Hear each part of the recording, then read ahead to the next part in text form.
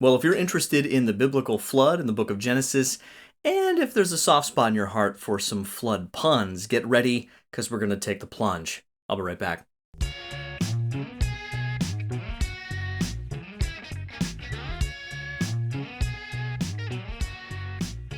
Welcome, Gracious Gang, to the Gracious Guest Show. I'm your host, Mike Creavey from thegraciousguest.org. All things Gracious Guest over there, the vlog, previous episodes of this show on the YouTube channel, also all kinds of links to presentations and various other things, my teaching at Homeschool Connections, information about the Harrisburg area, Chesterton Society, all kinds of stuff over there. So please check out thegraciousguest.org. Make sure you subscribe to this YouTube channel. Make sure you like this content.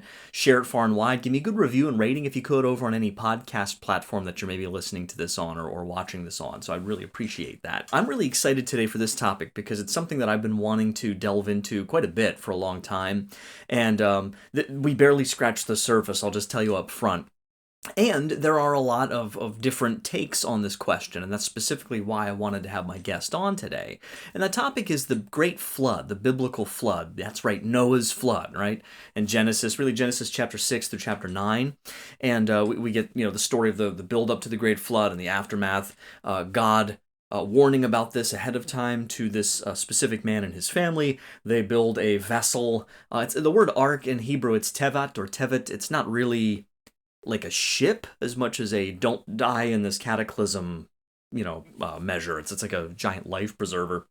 So right off the bat, you have to try, in my experience, to see a little bit of a difference maybe between some of the religious art we might have seen, some of the pious, notions of this, even some of the art that I've used for this particular episode maybe, and what's really being talked about here. And there's a wide range of opinions on it. There's a lot of different biblical interpretive principles, and it really, in my experience, teaching this to some capacity in my classes, and more interestingly to me, or personal to me, I should say, this personal interest over the years I've had, you see this sort of range, and it seems to go from, in one sense, a strict kind of what we might call 100% biblical fundamentalist or biblical literalist approach, where basically every single description that you read in the book of Genesis in your King James Version or whatever English translation you're reading for most of my viewers, that's exactly how it happened on the ground, right? So if it said 120 days, it was exactly 120 24-hour days that this thing happened. It would rain for 40 days and 40 nights, exactly 40, if it was off by 1 hour, that person's contradicting the Bible. So that's sort of like a real hardcore kind of biblical literalist interpretation on one end of it, you could say. On the other end would be, well, nothing happened at all. This is just make-believe, it's fantasy, it's Bronze Age mythology, it's just a child's story.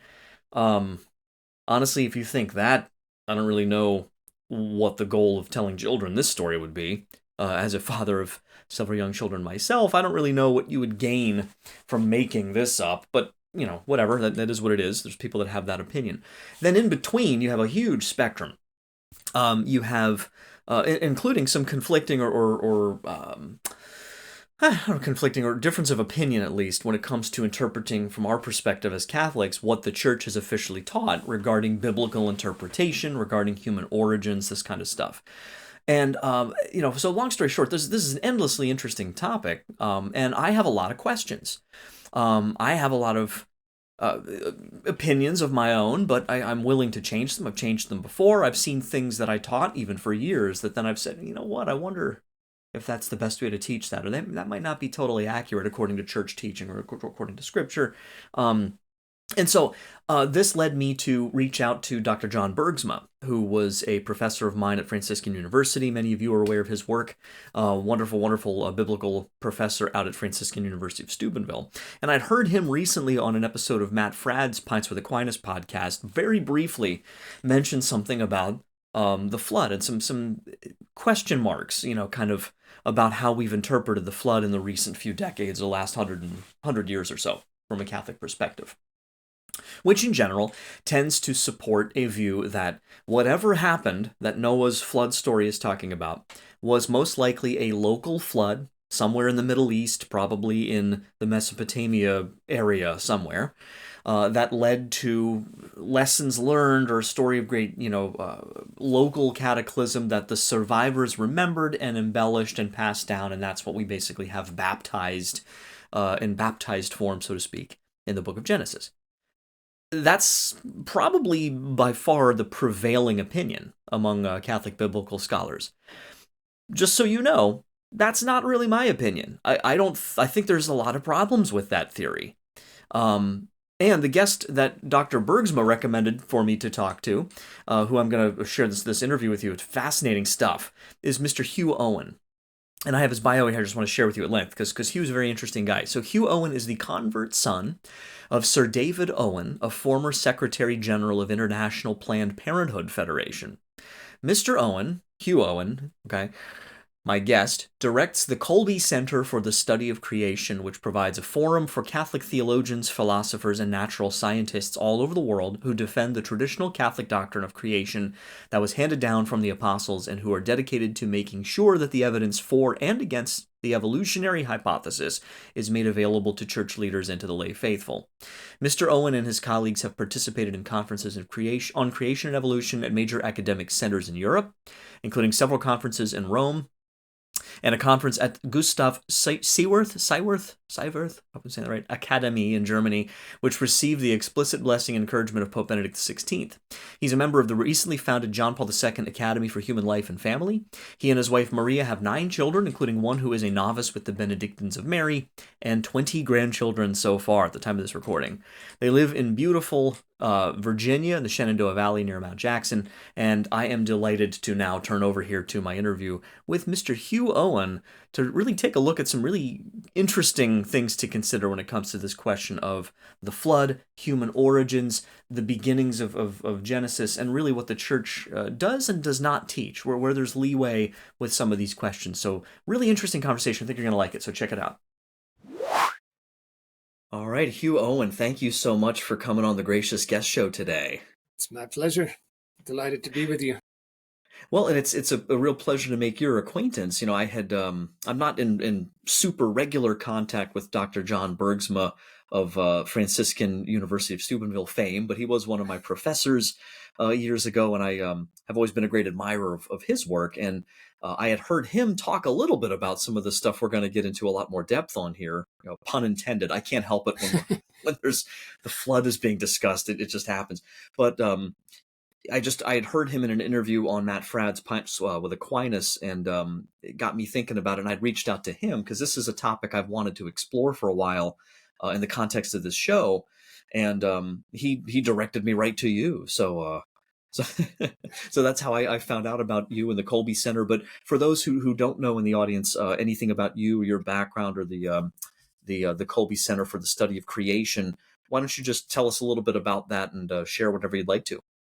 Certainly. So I usually begin by explaining that my father was the son of a Baptist minister in Wales and was brought up in a very devout, conservative Baptist home.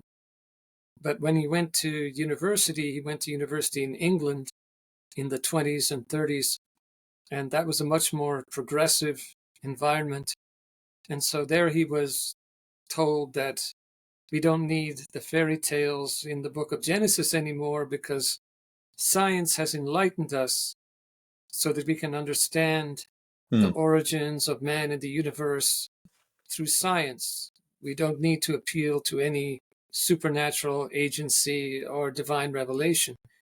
And so, like millions of other people then and now, my dad was completely robbed of his faith in traditional Christianity and became a secular humanist. And being an idealistic person from his Christian upbringing, he went to work for the United Nations thinking that that was the way to save the world. And he achieved a high position in the UN, became an assistant secretary general, co-administrator of the United Nations Development Program. And then after 25 years with the UN, he was knighted by the Queen, who just died, and retired. But when he retired, he looked at the world and saw that all the problems of the world were much worse than when the United Nations was started. So why was that? Well, once Wow. again, the intelligentsia that he knew had the answer, and they told him the reason the UN isn't making progress in solving the world's problems is it's not going to the root of the world's problems, overpopulation. That's why we have war and pollution and economic and social injustice. Cut down on the number of people, they told him, then we'll have enough to go around and all our problems will be solved. And so my dad accepted to become the first ever Secretary General of International Planned Parenthood Federation at the very time when IPPF changed its public position on abortion and became the world's #1 promoter of abortion, as well as contraception and sex education. And he held that position for just about a year when he died unexpectedly of a heart attack in London when I was just 16 years old. Now, his death precipitated my conversion to the Catholic faith, because even though I had been brought up with no prayer, no Bible, no church, nothing, less than 1 year after his death, I was baptized, confirmed, and made my first Holy Communion as a Catholic in the Princeton University Chapel where I was enrolled as a freshman. And at that time, the chaplains at Princeton for Catholic students were Jesuit priests, and they gave me a book so that I could learn the doctrines of the Catholic faith, of which I knew nothing. But the book that they gave me was the Dutch Catechism. But we call it the Dutch Cataclysm because if you know anything about this book, it's responsible for practically annihilating the Catholic faith in the Netherlands, which once had a very vibrant Catholic community that sent a disproportionate number of missionaries all over the world who gave their lives to spread the true faith, including here in the United States. And there's a theme that runs through the Dutch Cataclysm, and it's this: that we live in a scientific age, and science has enlightened us so that we can understand everything in our faith in a new and deeper way. It sounds wonderful. But then Father Schillebeck's and company proceed to sow doubt in the mind of the reader about everything from the existence of angels, the reality of Satan, the historical reality of Adam and Eve, original sin, the bodily resurrection of our Lord, and on, until it's a miracle that I survived the Dutch Cataclysm and came into the church at all. But you know, somewhere in the depths of my soul, I never could accept this idea that science would learn anything that is true, that would contradict any of the teachings that had been handed down from the apostles. And so, after quite a few years... I'm sorry, what year was that, by the way? 1971, 72. My father died in 70, and I came into the church in 72.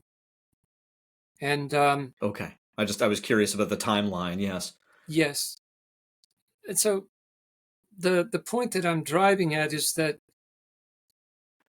I realized that all of my family members on both sides of the family, for 2 generations, pretty much without any exception, completely lost their faith in Christianity, even though our family had been Christian on both sides of the family for centuries, as far back as anybody could trace. And in every single case, they had embraced this evolutionary account of the origins of man in the universe, which explained to them most of the things that traditional Christianity explains to those who believe in the faith. And so it was very, very significant for me to discover that at the very time that my father was being robbed of his faith, because there was nobody in his environment to tell him the other side of the story about evolution, Saint Maximilian Kolbe was writing articles and sending them all over the world, showing that the emperor of evolution was not wearing any clothes, that there actually wasn't any Huh. sound scientific evidence for this idea that matter came alive and turned into all the different kinds of living things, including human beings, through the same material processes that are going on Right. now without any supernatural agency. And so eventually, with the encouragement of our pastor, we founded the Kolbe Center for the Study of Creation to provide a forum for Catholic theologians, philosophers, and natural scientists all over the world who defend the traditional teaching of the Church on creation and the traditional reading of the sacred history of Genesis, and to expose the fatal flaws in the molecules to man evolution account of the origins of man in the universe in its theistic as well as in its atheistic form. And we did this Hmm. because the last time that the magisterium published an official document on the subject of evolution was way back in 1950 with the encyclical Humani Generis of Pope Pius XII. And Sure. contrary to what most young people are taught today, the Pope did not approve of the teaching of evolution. He only gave permission for Catholic scholars to examine the evidence for and against the evolutionary hypothesis. And the problem was that already by the year 2000, when we founded the Kolbe Center, virtually all the research centers and universities run by Catholics in the entire world had embraced theistic evolution. So there was no discussion, there was no debate, there was no critical examination of the claims of evolution. And so we Hmm. discovered that there were world-class theologians, philosophers, and natural scientists all over the world who did adhere to the traditional teaching on creation and the traditional reading of the sacred history of Genesis. But they had no forum. And so, in obedience to the magisterium, and specifically to that exhortation of Pope Pius XII, we founded the Kolbe Center to provide that forum. Hmm. That's really interesting. It's an interesting point because, and by way of background, for me, just very briefly, I mean, I would say that all of my formation um, uh, has more or less, as far as I know, I don't want to denigrate anybody, but I mean, um, it's all basically reflected. I think a lot of what you've been laying out here, this understanding, or just a generic understanding that Church used to say evolution bad. Church now says it's okay to believe in evolution, like case closed. Or to be fair, at most I've heard it expressed, and I've taught this myself just because of what I've received, that this is a thing that's okay now, and we're open to discuss it. But I do have to admit, I think I've seen a lot of evidence presented. Like I've heard people make the case, and this is what I want to get into youth a little bit here with the flood, for example, because we could talk about a lot of, Sure. Adam and Eve, the garden. I might have to have you back to explore those as well, but Certainly.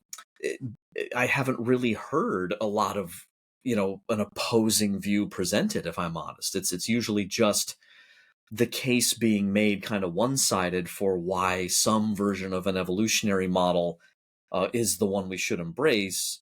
And Right. if you accept another one, there's almost like this unspoken, at least, sort of dismissal that's silly, flat earthers, and, you'll hear these insults. So I've been curious to explore looking at this evidence, and some of what I've seen in some YouTube presentations you had given specifically about the flood. Yes. And we can get more into that. So I don't know if you wanted to prep that at all, or if there's, what about, the overall maybe understanding of the Great Flood? Do we see people that maybe what you would maybe call denying it, or going against what you would call the more traditional understanding of it, what they would claim? Well, it's clear to us that the consensus view in Catholic academia today is that the flood was a local flood. But every Mhm. father and doctor of the church, without exception, held that it was a global flood. And we like to point out that there are theological reasons why we ought to adhere to the interpretation that was handed down to us from the apostles, fathers, and doctors of the church. And really, those should be sufficient for any Catholic. But because of the kind of scientific atmosphere that reigns today, we can also point to a mountain of geological evidence and other kinds of evidence that supports the traditional interpretation of in the history of Genesis that the flood of Noah was a global flood.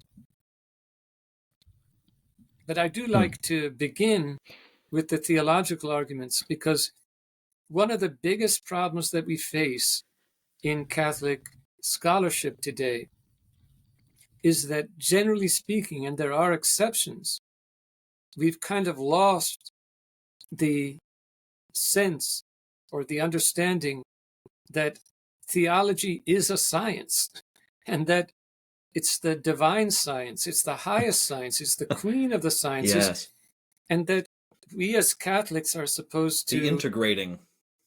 Hmm. integrating, but also understanding the hierarchy of the sciences.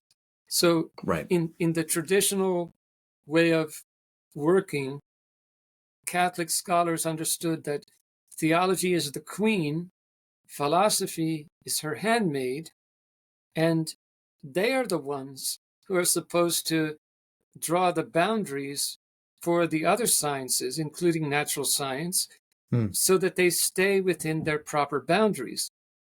But what has happened, and we document this in our DVD series, Foundations Restored, and in our publications and articles on our website in great detail, it was really in the so-called Enlightenment that there was an intellectual revolution which exalted the human sciences above the divine science. And it's gotten to the point today where most Catholic intellectuals require that the consensus view in natural science give its imprimatur to even the traditional doctrines of the church in faith and morals. Just listen to the German bishops. They'll tell you that the Hmm. reason that they're gung-ho for completely changing the way that sexual morality is taught is because science has enlightened us. We've learned all these things from science, Right. and that requires us We know now, better now. Yeah. yes, and so we must conform our teaching on sexual morality to what this human science has determined. And so that's the first thing that needs to happen, is that we need to reaffirm the correct hierarchy of the sciences and recognize, as St. Thomas says, that theology is a divine science. It's based on divine revelation, and any other science that contradicts the divine science of theology, we know it's false. And this should be always our Hmm. starting point. Okay. And so, and along maybe those same lines, um, perhaps I don't know if a good way to proceed here might be, in my understanding, and what I've seen in the literature and attempting to, teach, when you go to prepare a unit on Noah and the flood, for high school students. Um, I've basically seen variations of it, but probably the most common claims I've seen are that whatever the story in Genesis, 6 through 9 is, talking about with Noah and the flood must be referring to, as you said, a local flood somewhere in the Mesopotamia region, evidently given credence by digs like Leonard Woolley's, and a discovery of massive flooding events somewhere in the neighborhood of 5,000 years ago, or if that, or possibly some flood with the Black Sea, Yes. that was catastrophic, and they found evidence of catastrophic flood damage in that area. And so they'll point to these different disciplines from what I've seen, all these different things, and then say the conclusion always seems to be this must be what the biblical authors were talking about. Yes. And as long as I've heard that narrative, and I must confess, I've taught that myself in the past, but over the last few years, I've really just started to stop every time I get to that and say, well, how do we know that? Like, what? I'm increasingly not satisfied by the immediate the connection, and Yes. they'll throw in there, well, the Hebrew word for world, they're not necessarily thinking of a planet, and they'll point to Hebrew cosmology and that sort of stuff, and there's some arguments that sound at least plausible, if not outright convincing, that some of these folks will make. But again, I suppose I've gotten, by way of my own background, for what it's worth, that's kind of where I'm coming out with this, where I'm in a state of dissatisfaction or feeling like there's at least a missing connection Yes. there, that it seems like we're jumping to that conclusion. And is it possible that there's something different going on here that we're just ignoring? Yes. Well, I thank God for your love for the truth and that your discomfort would prompt you to dig deeper into the matter. Let me begin by talking very briefly about the theological reasons why it really isn't intellectually tenable to hold that Noah's flood was a local flood. So, in the first place, it's clear that our Lord Jesus Christ refers to the flood as a global cataclysm because he compares it to his second coming. And his second coming is an event that is going to affect not just every human being, it's going to affect every creature on the face of the earth when it occurs. So that's the first thing. Secondly, the profession of faith of the Council of Trent tells us that we must believe any interpretation of Scripture that pertains to a doctrine of faith or morals that was held by all of the fathers of the church. And all of the fathers, including St. Augustine, held that the flood was a global flood. And St. Augustine is very emphatic about it. Now, some people will say, well, that has to do with a scientific question. It's not really a doctrine of faith or morals, but that is not sound because in the entire tradition of the church, there is a very consistent typology that the ark is a type of the church, of our Lord Jesus Christ, and we could even say of our Blessed Mother. And just as there is no salvation outside of the church, so there was no safety or survival for any of the human beings or land-dwelling animals that were not on the ark. So I think we can make a good case that their interpretation that the flood was a global flood has a theological significance. It's not really just an opinion about a scientific question. But let's go on. A third reason why it's not tenable to hold that Noah's flood was a local flood is that there are various words in Hebrew and in Greek for floods. But in both languages, there is a unique term for Noah's flood.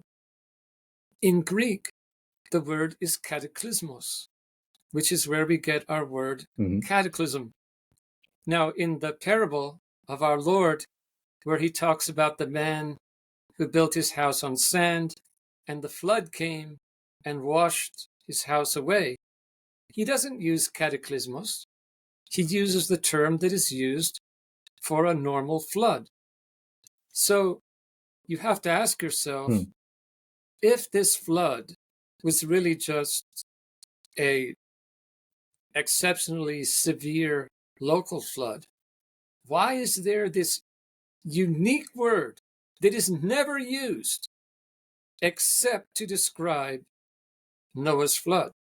And that's true in the Hebrew just as it is in the Greek.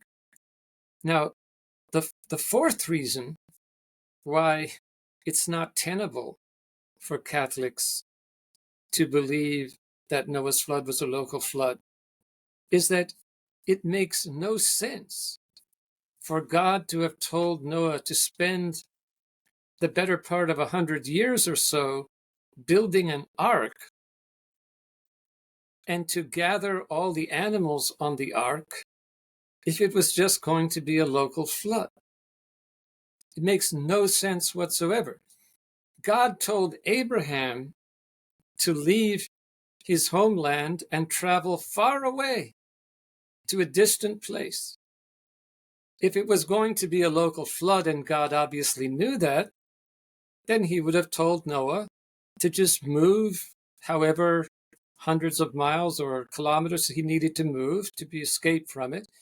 And God could have directed the animals to follow Noah to that safe location.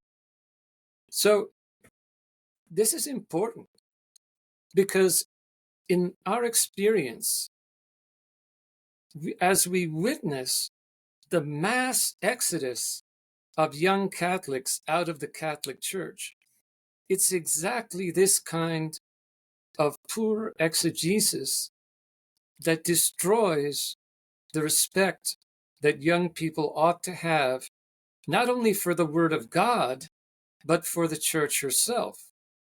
Because we're telling them the Word of God, in the straightforward reading of it, says this. The Church, until very recently, interpreted it that way. But our science has advanced to the point where we now know that this is completely false. So the young person is not stupid. He may never even be able to articulate this, but in his gut, he knows that what he's being told is that the consensus view, infallible human science, is the gold standard of truth. That's the touchstone. That's what you use to determine whether something in the Word of God and the tradition of the Church is true. And if that's so, who in his right mind would stay in the Church? Because if the consensus view, infallible human science, is the highest authority, then why not just follow it across the board? And then you have the added benefit of being able to do whatever you feel like doing without having to worry about the consequences. And that brings us to the fifth reason, which is the weightiest of all. And that is that if Noah's flood was a local flood, then God is a liar.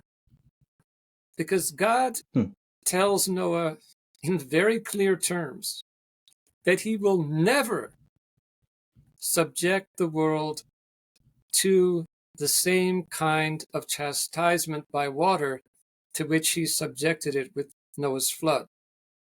So if the modernists are correct, and if Noah's flood was a local flood, then God lied, because there have been countless massive floods that have destroyed huge areas and taken hundreds of thousands of lives over the centuries. And if Noah's flood was a local flood, then God did not tell Noah the truth. And we say these 5 reasons should be enough. Just to be clear, because basically there are countless examples of a similar sized or even larger sized flood or event or tsunami or that kind of stuff. Yes. If that's the event that's, okay. Yeah, that makes sense. Just Yes. want to clarify. So Hmm. so those are the theological considerations that we always bring forward first.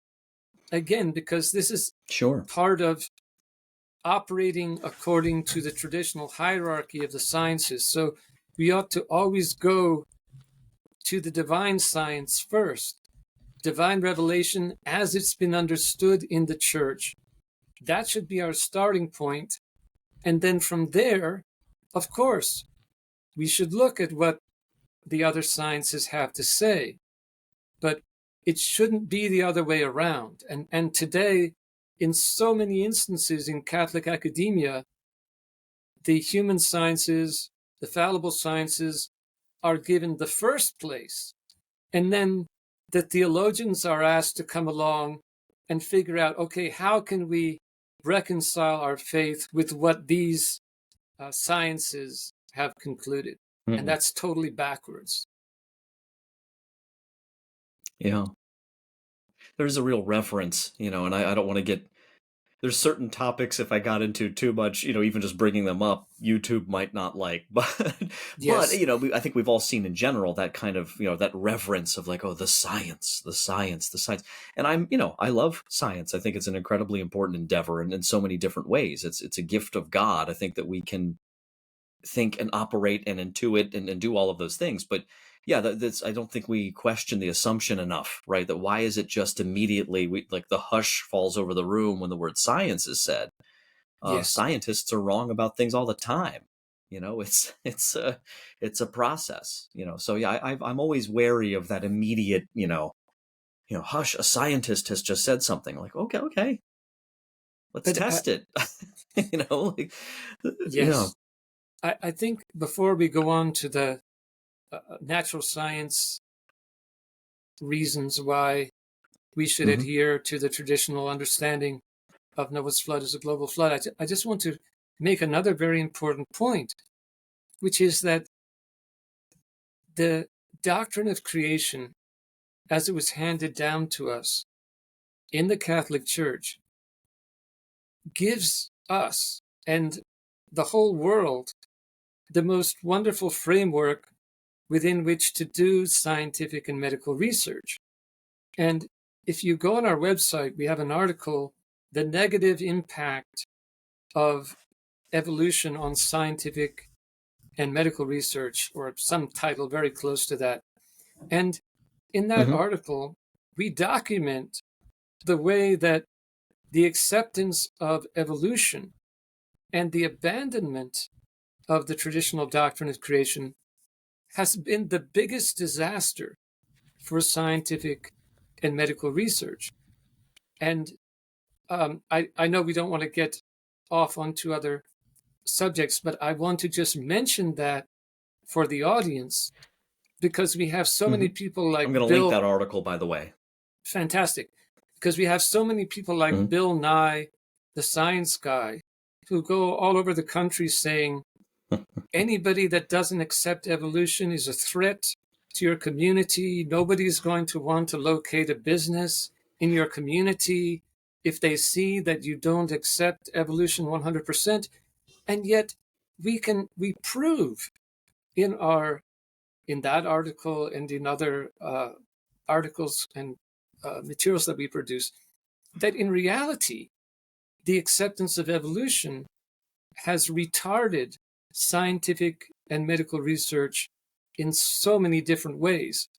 And that's all I'm going to say on that subject because we don't have that much time Right. to deal with the flood. Sure. Yeah, no, also, yeah, go ahead. I'm sorry. No, I'm ready to go with the scientific evidence for the global extent of the flood whenever you say. Yes, please. Yes. And so I had sort of set up that general kind of, and there's other versions, but that general kind of narrative, and a lot of the evidence that's put forth to basically um, uh, support that theory. But one thing I want to throw this out. This might be a curveball a little bit because we can get into it. We can get a couple different things. But I want to. There's one or two things I want to mention as we go through it that I want Surely. to ask you about whether or not they could be related, or somehow impacted by it. And one of them is just even based on the current kind of prevailing consensus understandings of the age of the Earth and all that kind of stuff, even within that framework, I've seen suggestions that have made me scratch my head and wonder, could that maybe be something we're talking about here? Things like younger Dryas related stuff, or like impact theories about massive flooding and catastrophe, and so there's all these different competing theories even within the more accepted kind of, even in the secular, humanist, even kind of like scientific community, that seem to be calling into question the immediate assumption that this local flood of Noah happened just a few thousand years ago. And so, and again, our listeners and viewers may have a lot of different understandings of the time periods we're talking about. We'll get into some of that, but I just thought I'd mention that in passing, that my openness to try to explore a couple different possible explanations for this. I always get frustrated because everyone just seems to want to stop at that local flood a couple thousand years ago. That's it. It can't Yes. be anything else than that. So, so where do you typically like to begin, though, in terms of how you guys at the Kolbe Center are presenting this different kind of narrative that's more in line um, uh, with this traditional notion? We like to begin with 2 Peter chapter 3. 2 Peter chapter 3 is one of the most amazing prophetic passages in the entire Bible, because St. Peter, almost 2,000 years ago, a man who was not a philosopher, who ran a fishing business, in 2 Peter 3 predicts the evolution revolution against the fundamental doctrine of creation. It's amazing. He says, in the last days, scoffers will come, meaning into the Christian community, saying things have always been the same from the beginning of creation. Absolutely amazing. Because from the time of the apostles until the so-called Enlightenment, nobody, no apostle, no father, no doctor of the church ever doubted that the entire work of creation was supernatural, and that the natural order, what we are living in now, what some doctors call the order of providence, only began when the entire work of creation was finished. If you read the Catechism of Trent, it's very clear. And all they're doing is summarizing the whole tradition of the church as it was handed down to that point. So St. Peter, way back in the 1st century, says that there's going to come a time far in the future when people are actually going to come into the Christian community and say, no, that's not right. Things have always been the same as they are now from the very beginning of the universe. Amazing. Because it turns out that René Descartes is the first baptized Catholic scoffer who in the 17th century begins to be taken seriously when he says exactly what St. Peter predicts the scoffers are going to say. He says in his writings, it's more reasonable to explain the origins of things in nature, like stars, the solar system, plants, animals, even the human body, he says, in terms of the same material processes that are going on now, instead of this strange idea that things just popped into existence in the beginning. Now, it's not a coincidence that Descartes, before he formulated this wonderful new idea, had left Catholic France for free-thinking Netherlands, had lived a very immoral life, especially against the Sixth Commandment, had dabbled in the occult, Rosicrucianism, and had 3 mystical dreams, which we can prove were of demonic or certainly not of holy origin, in which he said a spirit of truth possessed him and put him on the path to develop a wonderful new way of thinking that would change the way everybody thought. And sure enough, one of the fundamental principles of this new philosophy was things have always been the same, what we call uniformitarianism. Interesting. Now, Descartes' works were put on the index of forbidden books because any theologian worth his salt in the entire world knew that this is nonsense. It is not reasonable to explain the origins of man and the universe in terms of the same material processes that are going on now, when God himself has told you plainly that it was all supernatural. It would be like saying God tells us that he changed water into wine, but it's more reasonable for us to explain how there were some microbes in the water and there was some kind of chemical reaction which produced something that tasted like wine, and that's really what was going on. That's about as reasonable as it would be to explain the origins of man and the universe in terms of material processes. But you see, and if I may, Hugh, it seems like there's still an act of faith in play with something like that, like because it strikes me that someone who would say something like that, they claim to be just strictly rational, but they're making an act of faith in that they are trusting that their concept and interpretation of it is more likely true than the idea that there's a supernatural explanation. And I see it with all the explanations too that attempt to explain away the plagues in Egypt, for example. Exactly. And look at this, and look at this, and look at that. And here's something that looks like that, and here's something that looks like that, and I think it was that instead. Right. And I don't know. It's fine. I'm always the skeptic, ironically enough, because I'm the skeptic of their thing, like, you're the skeptic because I question their dogma, Yes. Right. Yes. So it just seems like everything's been turned on its head because I'm supposedly the credulous one, but I'm saying, well, no, I have questions. I'm not satisfied with just immediately stopping right here because this guy said so. Like I want to. Anyway, so I just thought I'd mention that.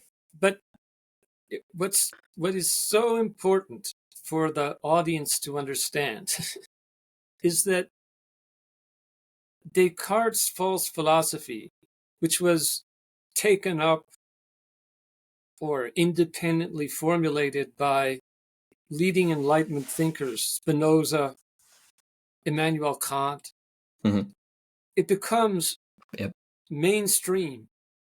And little by little, it insinuates itself into the thinking of most of the intellectual elite of the Western world. And one of the most important consequences of this thinking in the short term was directly related to the flood. Because you see, St. Peter, when he makes this amazing prediction, goes on to say, but they, meaning the scoffers, deliberately ignore the fact, not the pious belief, the fact that it was the word of God that brought the heavens and the earth into existence in the beginning, not a material process like a supernova explosion. And he says, they're going to deny the fact that there was a divine judgment on the whole earth in the form of Noah's flood. And he says, the world that then was perished in the flood. So what happens is that after Descartes and Immanuel Kant and Spinoza and the rest of their ilk come forward with this uniformitarian philosophy, it's the geologists who are the first ones to take this to heart and apply it to the study of Earth's rocks. And of course, the most influential geologists are James Hutton in Scotland at the end of the 18th century and Charles Lyell in England. And it is difficult to overstate the importance of the work that these men did. Because, just as you said a moment ago, without any proof, they made it an article of faith that things have always been the same from the beginning. And therefore, Noah's flood obviously doesn't fit into that. And we need to be able to reinterpret the geology of the earth in terms of this principle. So not having any facilities like we have now for doing real empirical research in the field of sedimentology, Charles Lyell and James Hutton reinterpret the geology of the earth in terms of long ages, because in their day, being a geologist basically means taking walks in the countryside, looking at the rocks, and speculating about how these formations could have come into existence through the same kinds of gradual processes that we observe on Earth for the most part today. And so it's Lyell and Hutton who are responsible for saying that we can only explain the geology of the earth in terms of enormous periods of time over which the sediments that make up the sedimentary rocks were deposited slowly and gradually. And if you read Darwin's Origin of Species, he says, if you do not accept Lyell's book on geology, you might as well close mine. Because Darwin's evolutionary biology is completely dependent on Lyell's geology. Because it's Lyell's geology. So Lyell's geology is almost like his sort of start point for kind of the context of his theory? Because Lyell, when Lyell looks at a geological formation like the Grand Canyon, because of his prior commitment to uniformitarianism, his conclusion is this was the result of eons and eons of gradual deposition of various kinds of material. And so what that does is it establishes the idea that life has existed on Earth for eons of time.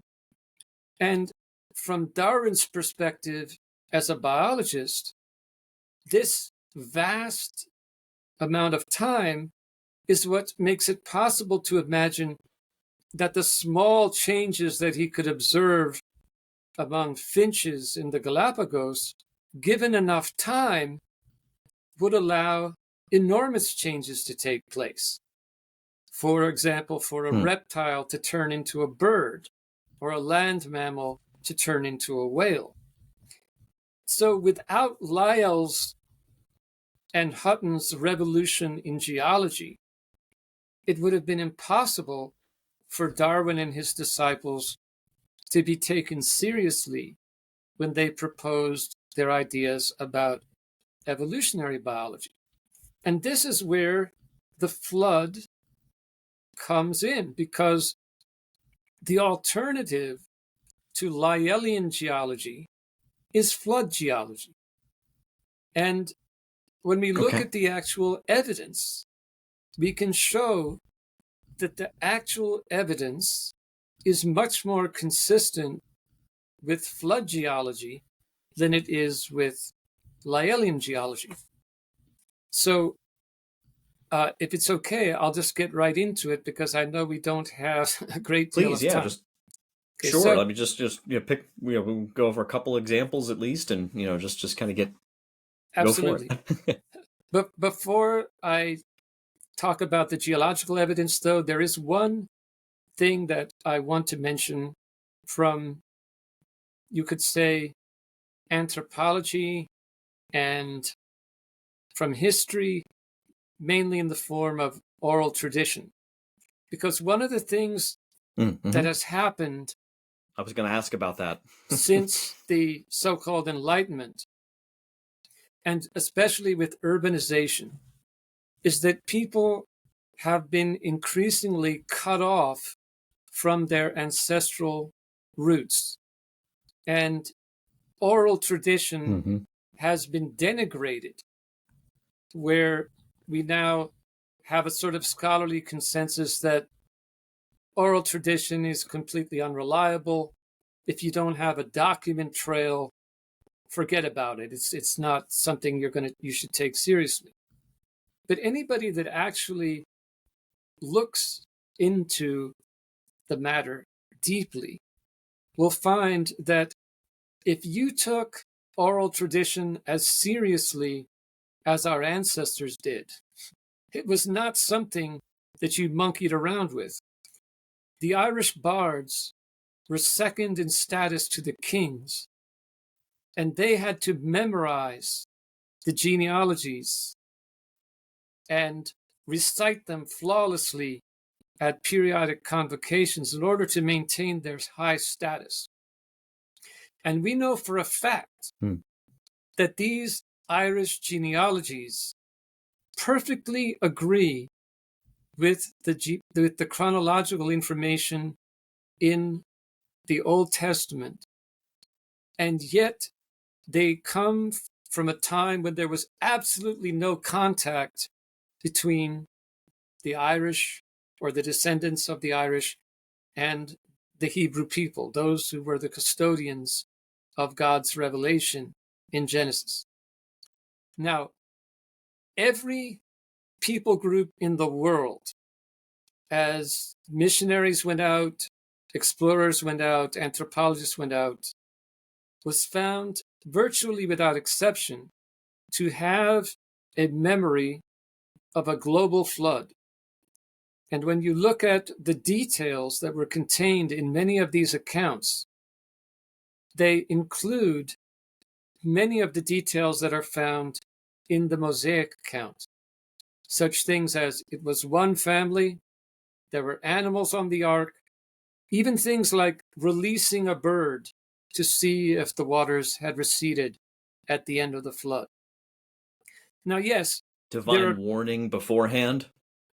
Uh, I haven't looked into that particular Some point, but I've heard that of it. Yeah, yeah. I mean, certainly that the family itself was warned, and that's why they did the things that they Mm-hmm. had to do to save themselves and the animals. Yes, um, but the the reality is that there's no logical explanation for why people groups over the entire earth have a vivid memory of a global flood and have recalled many of the details contained in the Mosaic account if this event didn't actually happen. And Mm-hmm. so that's just one point that I think is worth mentioning at the outset. But now, moving on to the geological evidence, one of the things that people today need to be reminded of is that fossilization is an extraordinary occurrence. Even people who live in urban areas, certainly in suburban areas, they may not realize it, but plants and animals are dying all the time. Raccoons are dying, pigeons are dying, squirrels are dying, rats are dying. How many of them are fossilized? Zero. Fossilization requires very special conditions.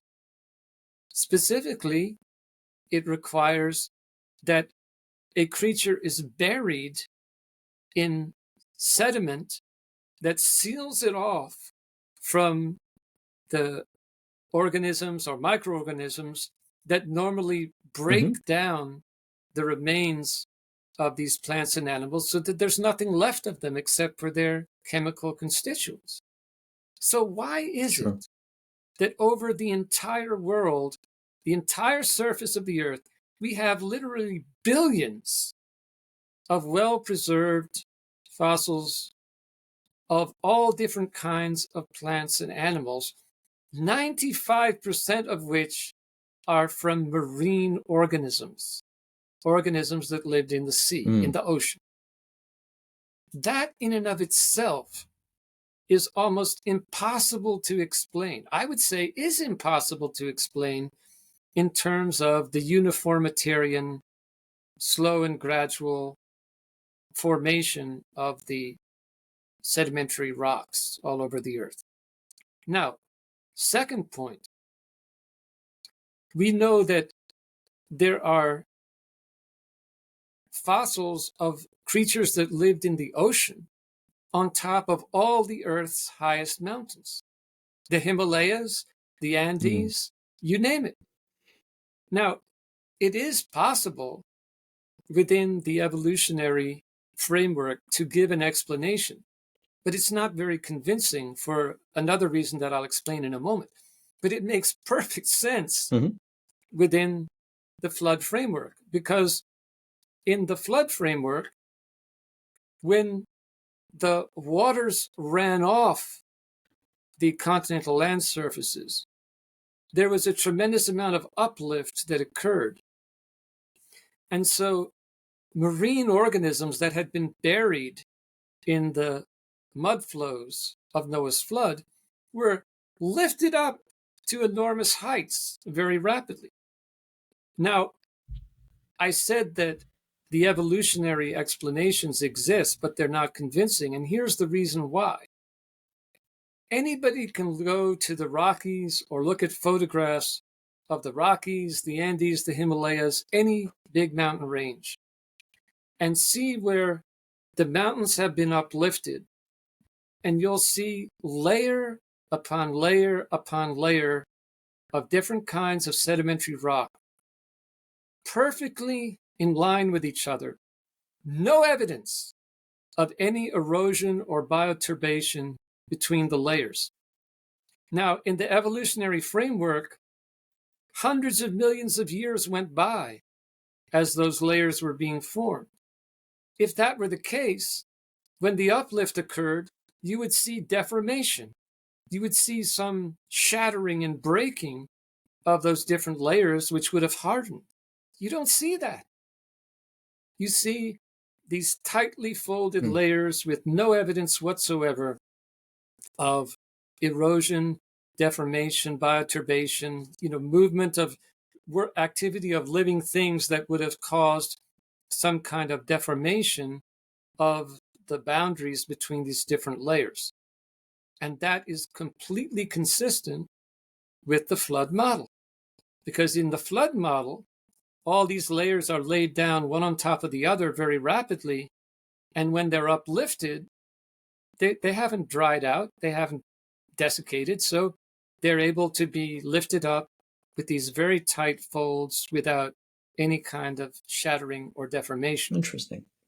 Now, another point that is totally consistent with the global flood has been very well documented by geologists who are very interested in understanding the Earth's geology for the purpose of finding precious minerals and oil and natural gas and things like that. And so thanks to their work, we know that there are what are called 6 megasequences, which are sedimentary layers that extend over entire continents and then can be picked up on other continents. There is no local flooding that can produce this kind of sedimentary deposition. If you drive, Intercontinental, right? Yeah. I mean, for example, in the area where you live, when you drive on a highway, you'll see coal seams. But consider the fact that you can follow that coal seam in Ohio all the way to the Atlantic, and you could pick up the same coal deposit in Europe and follow it all the way to Russia. What kind of local flood deposits material on that scale? It doesn't exist. And the same thing is true with all kinds of deposits. Look at the salt deposits in the area around Cleveland. These are pure. The standard uniformitarian explanation for how we got enormous salt deposits like the ones near Cleveland is that water evaporated and left the salt behind. Well, you can easily calculate that by that process, you would never get the kind of massive deposits that we have, but more importantly, you wouldn't get the purity. Because if you have a swamp or a bayou and water evaporates and salt is left behind, it's all mixed together with debris. Those salt deposits near Cleveland are pure. That's why they can mine them and put them on the highway. They're not mixed with all kinds of debris and detritus, because the processes that produced those very, very pure deposits were only operational in connection with the flood. It was a unique geological event. And you see the same thing, for example, with the White Cliffs of Dover. Anybody that's seen the photographs knows these are pure deposits, but you can follow that same deposit all the way across Europe. It's a massive thing. And the fact that it's so pure and is deposited over such a massive area, again, speaks to the global extent of the flood. Now, I'll mention just one other point, and then I'll stop in case you want to ask anything about what I've said. But there's another set of observations that anybody can make, which are powerful confirmations of the global extent of the flood. And those are water gaps, oversized valleys, and planation surfaces. Let's start with oversized valleys. I live in the Shenandoah Valley. Now, the Shenandoah Valley is typical of river valleys all over the world. You have these enormous valleys, and then you have these little pencil rivers running through them. It doesn't make any sense in the evolutionary framework. But in the global flood framework, it makes perfect sense. Because in the recessive stage of the flood, you had these massive amounts of water rushing off the continental land surfaces, carving out these enormous valleys. But when the waters had all flowed off into the ocean basins, what were you left with? You were left with this little relic in the form of the Shenandoah River or the Ohio River or whatever river it might be. Now, another thing that you can notice, and anybody can notice this, just driving around the country.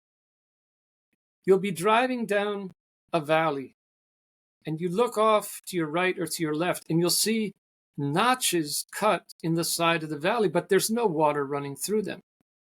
How did they get there? The easiest, the most straightforward explanation is provided by the global flood, because in the recessive stage of the flood, the water was trying to find the quickest route to the ocean basins. And in the early part of the recessive stage of the flood, that water would cut channels in various places. But as anybody knows who remembers playing at the beach along the seashore, eventually the water is going to find one or two primary channels, and the flow is all going to be concentrated there. So what are you going to be left with? You're going to be left with a lot of places where water used to flow, but it eventually was canalized into a few major channels. Last point, planation surfaces. A planation surface is not just a flat surface. In geological terms, a planation surface is a surface where everything from the hardest type of material to the softest type of material is sheared to a perfect plane. And this kind of surface is only formed where you have extremely powerful erosive forces. Now, Africa is almost 2/3 a planation surface. Think about that. Almost 2/3 of the entire African continent is planed flat, so that you'll have areas, enormous areas, where you'll have very hard rock and you'll have soft material, but the whole surface is planed. What could do that over such an enormous area? The recessive water, the waters of the Noachic flood at the recessive stage perfectly explain why we see those kinds of enormous planation surfaces all over the earth. So those are some very powerful evidences that, taken together with the theological arguments from our point of view, thoroughly justify adhering to the traditional reading of Genesis that was maintained by all the fathers and doctors of the church. Sure.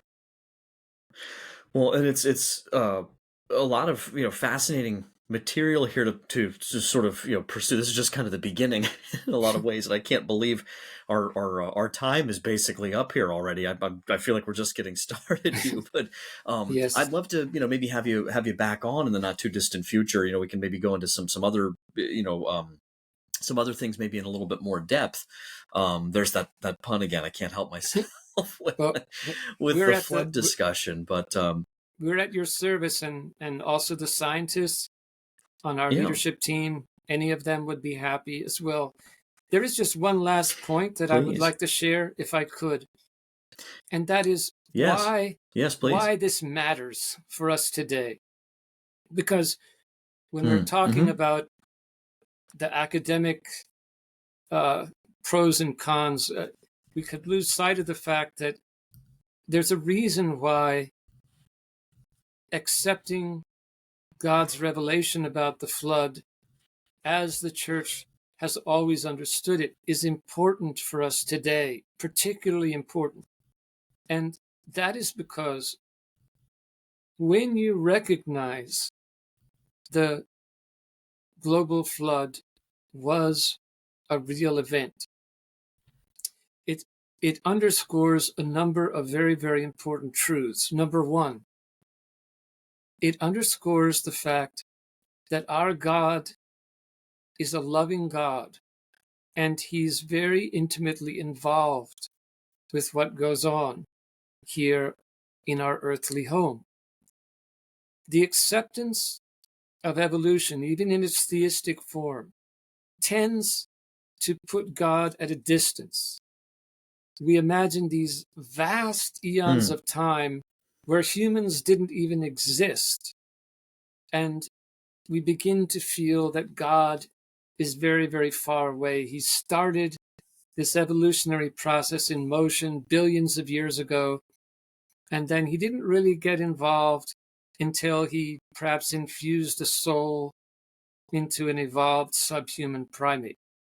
Well, the flood is a great antidote to that false sense of separation or distance from God, because the flood is testimony to the fact that God is intimately involved, he cares deeply, and he has limits as to what he will tolerate before he steps in and puts an end to it.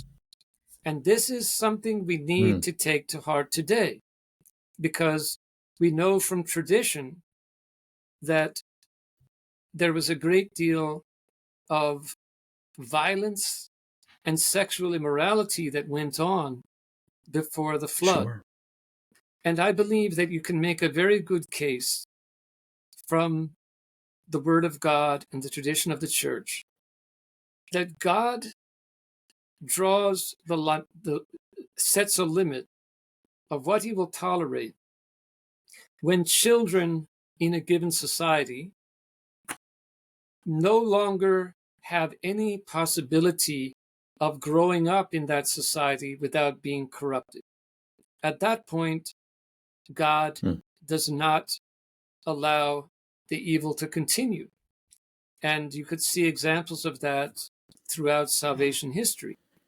But that's a wake-up call for us, because we are rapidly approaching the point where most of the young people on earth today will have virtually no chance of growing up without being corrupted. Yeah. And God is not going to allow that. And if you believe in the reality of Noah's flood as a global event, it will make you much more conscious of the necessity of doing everything in our power to repent and live our faith, but also to bring as many of our brothers and sisters to repentance and faith as we possibly can. The second point is Noah's flood, as understood in tradition, also testifies to the fact that God made man the Lord and steward of all of creation. Nowadays, there's a lot of confusion about this. The ecology that flows out of an evolutionary mindset is leading even many church leaders to seem to exalt the environment above human beings in importance. Noah's flood corrects that false thinking. Noah's flood tells us, no, God created everything for man, we would say in view of the Immaculate Conception and the Incarnation. And so the plants and animals that were destroyed in the flood, they didn't do anything to deserve it. But because God entrusted them to us, they had to suffer the consequences of our sin. So the biggest threat to the environment is not global warming, it's sin. And the best thing that anybody could do for the environment is to repent and convert and live in the grace of God. Amen. Oh, Hugh, well, thank you so much. This has just been so fascinating. It's a lot of food for thought. I'm definitely going to have links here for everybody below. They can check out by the time they're seeing this. They'll be there already. Yes. To the Kolbe Center, to some other things I was typing up here and bringing up while you were speaking. And like I said, definitely want to have you back or someone else from the Kolbe Center as well. Would love to check back in with you. So yes, well, God bless you. service. Thank you so much for being on the show today. Thank you. God bless. You too. Well, and I guarantee you that's not the last time you're going to hear about some of these issues and these topics and these questions on this channel. And just to be perfectly, candid and straightforward, I don't really know where I fall just yet. I don't tend to be the kind of guy who completely makes up his mind after one conversation. More than anything else, what Hugh brought up opened up a lot of questions for me and a lot of resources and rabbit holes, so to speak, I'm excited to go down. I've started to do that since we had this conversation a little while back. And so I just want to be clear. Some people will sometimes see things that I put on my channel regarding the Shroud of Turin or whatever the case may be, especially if it's an issue that's potentially got some controversy in it, right?